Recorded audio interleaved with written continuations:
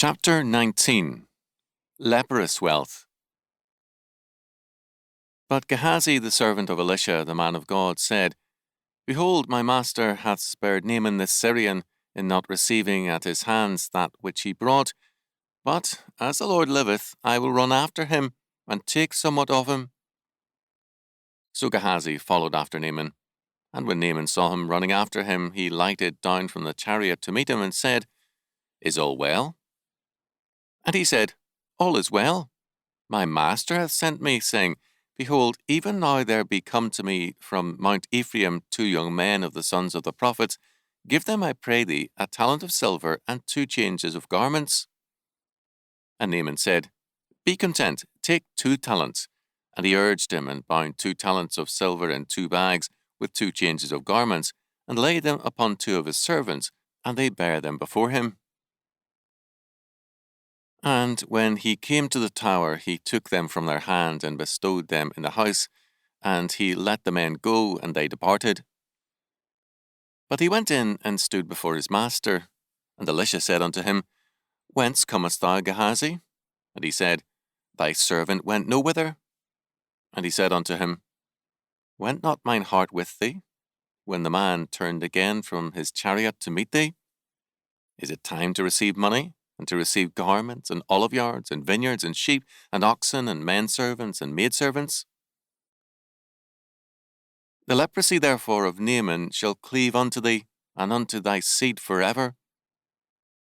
And he went out from his presence, a leper as white as snow.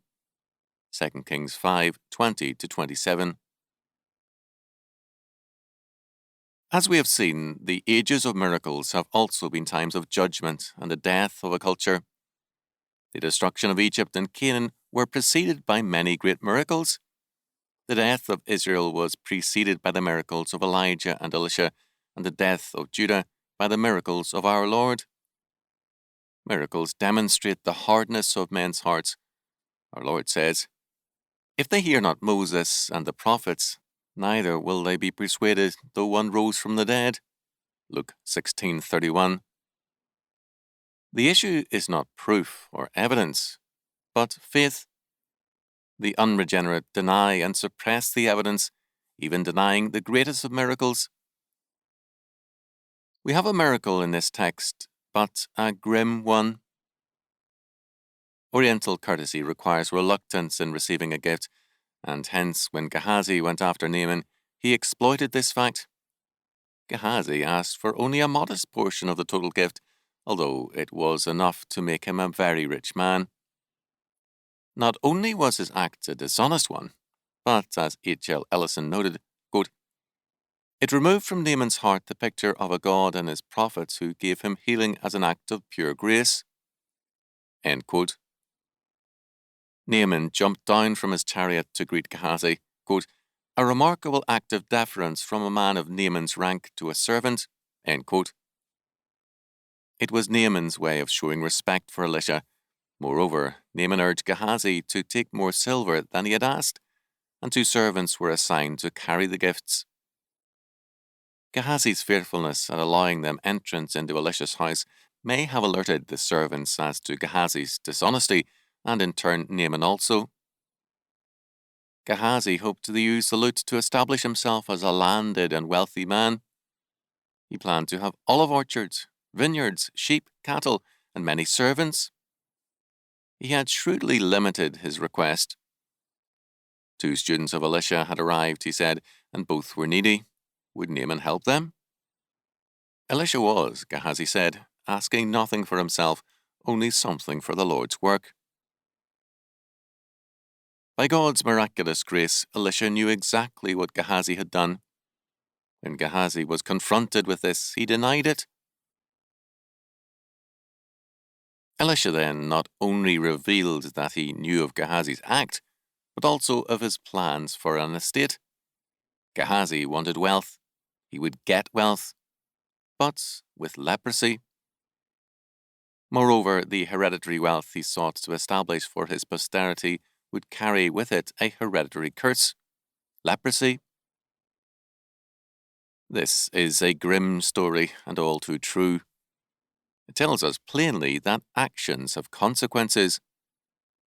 Our humanism wants consequences to stop with one man, but Adam's sin has had its consequences for all his humanity. God's world is a consequential realm, and only God's regenerating grace can break the chain of events. Our humanism at most wants Adam punished, but his seed to enjoy the Garden of Eden. It wants Gehazi brought to account, perhaps, but why his, quote, innocent children, end quote? We are none of us born into innocence. We are born into our Father's world, and all that He made it to be. That world cannot change until God changes it, and our protests against the consequential nature of God's world show how lightly we take sin.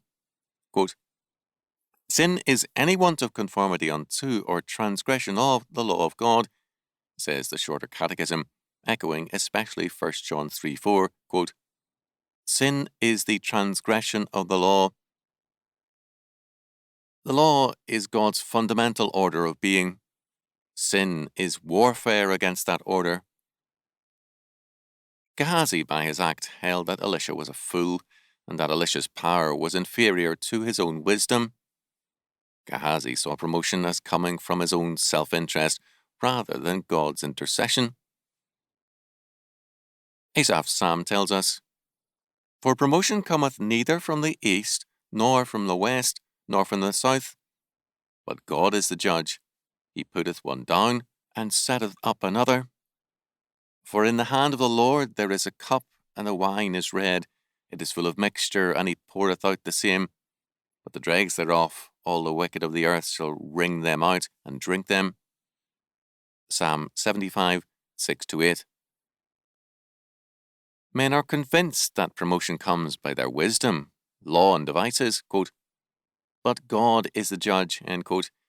He gives to all who are so minded his wine of judgment. Because of their self-delusion, they drink this condemnation even to its bitterest dregs. They are too self-blinded to see the insanity of their ways. God's judgment is not without its paradox. Psalm 106:15 says of Israel in the wilderness that God, quote, gave them their request, but sent leanness into their soul, end quote. Elisha did not force Gehazi to surrender his dishonest gain. Gehazi left with his wealth to buy his land and with his money to get a wife. Every time his wife submitted to him, knowing he was a leper, it was a judgment on Gehazi, as was the leprosy of his progeny. God gave him his heart's desire and sent leanness into his soul. Naaman went his way a healed man. Elisha was hurt by a servant's sin, but went on in the Lord's work and to ever greater service. Gehazi went on to a living hell. This is a miracle, and a grim one. If we look at the world around us, we shall see many such providential acts of judgment whereby the ungodly, who exploit God's people in name, are confounded and given only leprous wealth. Our current inflationary and abortionist era is marked by leprous wealth. The many who seek it are the heirs of God's curse.